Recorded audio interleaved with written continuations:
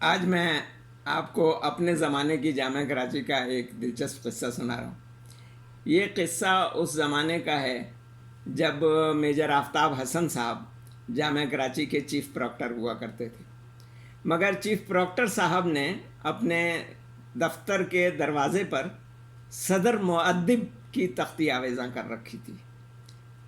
مؤدب کہتے ہیں ادب سکھانے والے کو، اور پروکٹر کا اس سے بہتر ترجمہ کوئی نہیں ہو سکتا۔ تو یہ قصہ اس وقت کا ہے کہ جب میجر آفتاب حسن صاحب جامعہ کراچی کے چیف پروکٹر تھے، یعنی صدر مؤدب تھے۔ جامعہ کراچی کی دنیا شہر سے 12 میل پرے کی دنیا کہلاتی تھی۔ نیو ٹاؤن کے بعد سے سارا راستہ سنسان تھا۔ ابھی فلیٹوں کے یہ جنگل نہیں اگے تھے جو اب جامعہ کراچی کو بھی پار کر گئے ہیں۔ گاڑیاں اپنے وقت پر چلتی تھیں۔ ایک طالب علم کو کسی اشد ضروری کام سے شہر تک جانے اور پھر واپس آنے کی ہنگامی ضرورت پیش آ گئی۔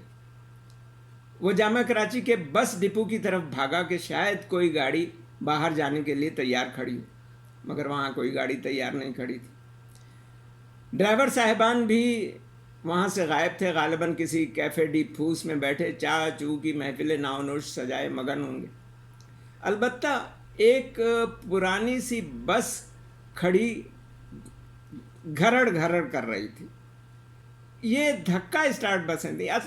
آپ کو شاید یاد ہو کہ وہ فورڈ بسیں جو لوہے کا ایک آنکڑا ڈال کر گھمانے سے اسٹارٹ ہوتی تھیں اور بڑی مشکل سے اسٹارٹ ہوتی تھیں، ان میں سے بعض بسیں ایسی تھیں کہ اگر وہ بند ہو جاتی تو ان کا اسٹارٹ ہونا مشکل تھا۔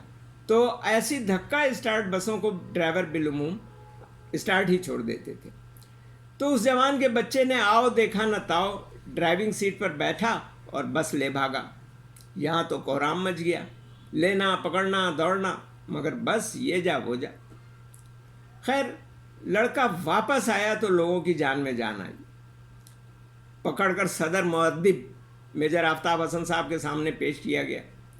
صدر صاحب نے فی الفور اس پر 25 روپے جرمانہ کر دی۔ 25 روپے کی رقم اس زمانے میں خاصی بڑی رقم ہوتی تھی۔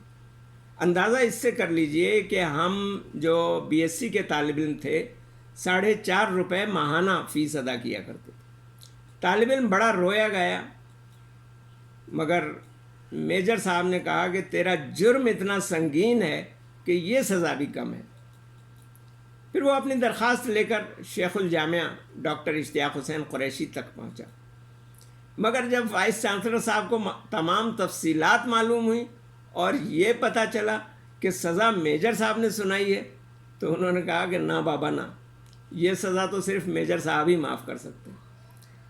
لوگوں نے اس کو سمجھایا بجھایا کہ جا کر میجر صاحب ہی سے معافی تلافی کر۔ بالآخر وہ اپنی درخواست لے کر پھر میجر آفتاب حسن صاحب کے پاس گیا اور کہنے لگا کہ میرے والدین بہت غریب ہیں، وہ جرمانہ ادا کرنے کے لیے 25 روپے مجھے تا عمر نہیں دے سکتے، وہ تو میری فیس بھی بڑی مشکل سے اپنا پیٹ کاٹ کاٹ کر ادا کر پاتے ہیں۔ آپ میری سزا معاف کر دیں ورنہ میری تعلیم کا سلسلہ ختم ہو جائے گا۔ میجر صاحب نے کہا کہ اگر میں آج تیرا یہ جرم معاف کر دوں تو آئندہ تو اس سے بھی بڑا جرم کرے گا، لہٰذا جرمانہ ہرگز معاف نہیں ہوگا۔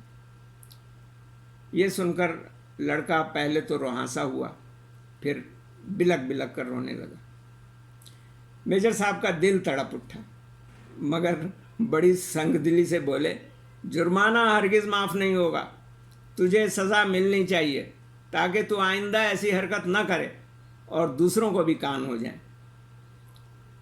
پھر اپنی شیروانی کی جیب میں ہاتھ ڈالا، 25 روپے نکالے اور طالب علم کو دیتے ہوئے کہا کہ جا یہ جرمانہ جمع کرا کے رسید انتظامیہ کو دے آ، آئندہ ایسی حرکت کبھی مت کرنا، محنت سے پڑھنا اور اپنے پیروں پر کھڑے ہو کر اپنے والدین کی قربانیوں کا حق ادا کرنے کی کوشش کرتے رہنا۔ میجر صاحب لمبے تڑنگے روبدار اور دبنگ شخصیت کے حامل تھے۔ ان کی شخصیت کا تصور سر پر جنا کیپ، بر میں شیروانی، علی گڑھ کٹ پاجامے اور ہاتھ میں اس چھڑی کے بغیر جس کا پکڑنے والا سرا گولائی میں مڑا ہوا ہوتا ہے ذہن میں آتا ہی نہیں۔ یہ عناصر اربعہ ان کی ذات کے اجزائے لازم تھے۔ بھٹو صاحب کے دور میں اپنی بالجبر ریٹائرمنٹ کے بعد ایک علمی اور ادبی محفل میں تشریف فرما تھے۔ پرانی باتوں کا ذکر چلا تو اس عاجز نے کسی سے سنا ہوا یہ قصہ انہیں یاد دلایا۔